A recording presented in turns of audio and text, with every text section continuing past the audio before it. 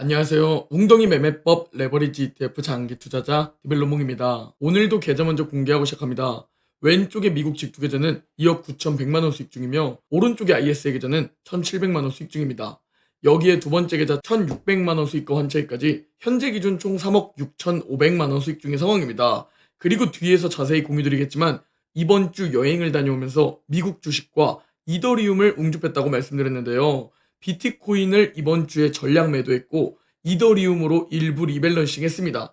이는 비트코인이 이제 끝났다 라는 관점이 아닌 비트코인도 연말엔 더 오른다고 바라보지만 저는 이더리움이 연말까지 비트코인보다 더 오를 것이다 라고 생각하고 그 확률에 베팅하고 있다고 생각해 주시면 됩니다. 자, 빠르게 이번 주 제 매도를 정리해 보겠습니다. 하필 여행을 다녀온 시점에 정말 많은 일들이 있었고 정말 바쁜 매매가 있었던 한 주였습니다. 먼저 미국 주식 나스닥부터 살펴보면 금요일 웅덩이로 마이너스 4% 하락했는데 결국 바로 또 반등해버리는 흐름을 보여주고 있습니다. 이 부분을 확대해보면 이렇게 나오는데요. 기막히게 노란색 20일 이평선에 닿았고 그 이후 반등을 해준 모습을 볼 수 있습니다. 20일 이동평균선은 웅덩이 매매법 1차 매수 타이밍이죠. 전 원칙대로 나스닥 2배 QLD를 웅집했습니다. 솔직히 전 마이너스 5% 정도에서 마이너스 12% 정도 그 사이에 웅덩이가 올 줄 알았는데 이렇게 빨리 끝나는 것은 전혀 생각지 못했습니다. 그래서 하반기에 웅덩이가 한 번 더 찾아오려나 싶은 생각은 사실 조금 있습니다. 그게 이번 8월일지 9월일지 10월일지 그건 아무도 맞출 수 없지만 결국 기다리면 또 기회는 찾아온다 라고 바라보고 있고 이번 금요일 급락했을 때를 보면 아시겠지만 7월 1일과 2일 단 이틀만을 제외하고 나머지 기간보다 이번에 더 떨어졌음을 볼 수 있습니다. 전 그래서 항상 이렇게 떨어졌을 때 매수하고 있고 이걸 4년째 반복해오고 있으며 그대로 8월 4일 월요일 프리장이 시작되자마자 바로 나스닥 2배 QLD 500만 원을 매수했고 당연히 그대로 멤버십 텔레그램에는 실시간으로 공유드렸습니다. 여기서도 겨우 이 정도로 끝나는 게 맞나? 라는 생각이 있다고 공유드렸죠. 그러나 예측해봤자 아무런 소용이 없기 때문에 원칙대로 1차 웅줍 분할 매수 들어갔다고 공유드렸습니다. 일단 저와 극소수 웅줍러분들 우리는 이렇게 기회를 캐치했고 다음은 이더리움입니다. 결국 방금 4,200달러를 돌파했습니다. 제가 스레드에서도 6일 전에 이번 웅덩이에서 매수할 자산 첫 번째 나스닥 200 QLD 두 번째 이더리움이라고 다 공유드렸죠? 실제로 이렇게 매수했고요. 또한 4일 전 인스타 릴스와 3일 전 인스타 릴스를 봐도 그대로 매수할 종목 2개 공유드렸고 월요일에 QLD 500만원 매수했고 이더리움 2천만원 1차 웅줍 분할 매수했다 라고 공유드렸습니다. 마지막으로 제 유튜브 채널 게시물에도 제가 여행으로 영상을 못 올리기 때문에 그대로 다 공유드렸던 부분들 아실 겁니다. 아직 유튜브 구독, 인스타 스레드 팔로우 안 되어 있다면 지금이라도 꼭 구독해 주시기 바랍니다. 자, 이제 한번 돌아보겠습니다. 제가 그동안 지겹도록 설명했던 2021년 고점과 2024년 고점 그리고 2025년 고점에서 저항을 맞았던 초록색의 하락 추세 상단 저항을 돌파해 주었고 4,000달러, 4,100달러 부근에 거의 5년짜리 저항선 가격대도 돌파해 주었습니다. 전 이걸 바라보고 이 확률에 베팅했다는 것을 알고 계시죠? 그런데 이런 댓글들이 있었습니다. 지금 매수하는 거 미친 짓이다. 멍청이다. 왜? 강력한 저항 구간이니까 대부분 그렇게 생각했을 겁니다. 그러나 여러분, 기회라는 것은 직접 포착하는 겁니다. 그냥 누구한테나 쉽게 기회가 찾아오면 모두 다 기회를 잡아서 모두 다 성공을 할 텐데 그 기회가 누구한테나 쉽게 포착이 되겠습니까? 모두에게 좋은 기회가 없었던 것이 아닙니다. 다만 대부분 그 좋은 기회를 적시에 포착할 수 없었을 뿐입니다. 제가 이더리움을 매수하는 이유에 대해 영상에서 다 말씀드렸죠? 가장 중요한 핵심 이유는 지니어스 법안이 확실히 통과되었기 때문입니다. 전 이게 통과가 안 되었으면 투자하지 않았을 겁니다. 비트코인도 현물 ETF가 통과되고 바로 매수를 눌렀었죠?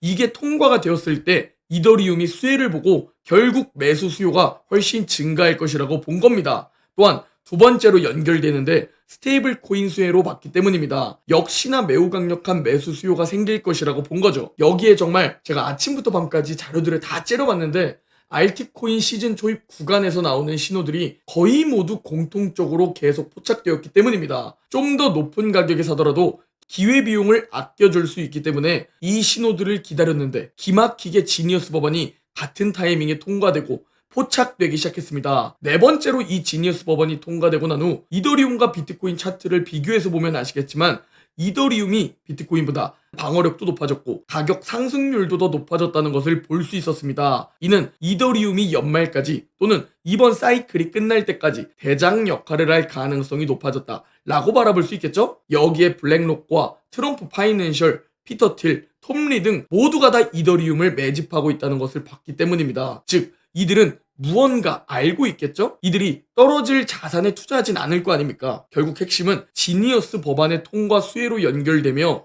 스테이블 코인 수혜로 연결됩니다. 그리고 결국 매수 수요가 크게 증가한다.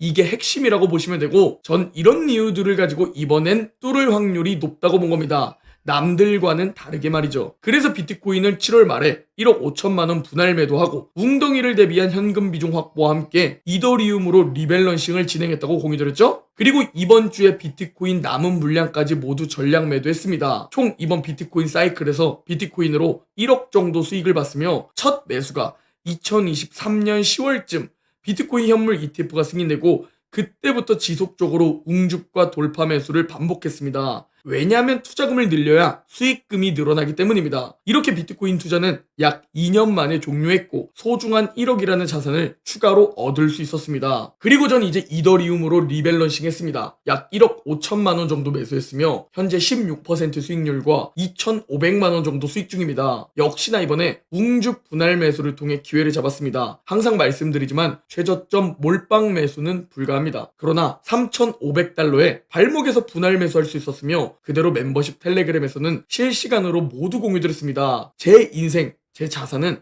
제가 그동안 한 과거 선택들에 대한 결과입니다. 그래서 계속 지난주부터 여러분들도 꼭 좋은 선택하시라고 말씀드렸습니다. 그런데 최악의 경우는 어떤 걸까요? 제가 이 선택을 했는데 만대로 마이너스 80% 하락할 수 있겠죠? 그게 결과로 찾아오게 될 거고요. 그 결과를 각오하고 찾아오면 받아들이면 되는 겁니다. 그래서 인생에서 선택이 중요하며 내 과거 선택이 지금의 나를 만든다고 말하는 겁니다. 그리고 여러분이 지금 인생이 마음에 들지 않는다. 지금 자산이 마음에 들지 않는다. 그러면 지금부터라도 선택을 제대로 하셔야 하는 겁니다. 그래야 미래 내 자산과 인생이 달라지기 때문이죠. 저는 사실 마지막 기회는 아직 남아있다고 봅니다.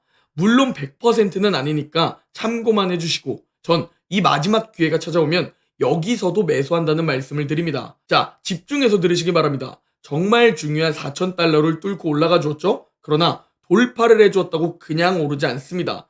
오름이 있으면 뭐가 있다고 말씀드렸죠? 네, 내림이 있다고 말씀드렸습니다. 또한 중요한 저항선을 돌파해주면 눌림 웅덩이가 찾아오면서 이 중요한 저항선이 반대로 높은 확률로 지지선 테스트를 하게 된다.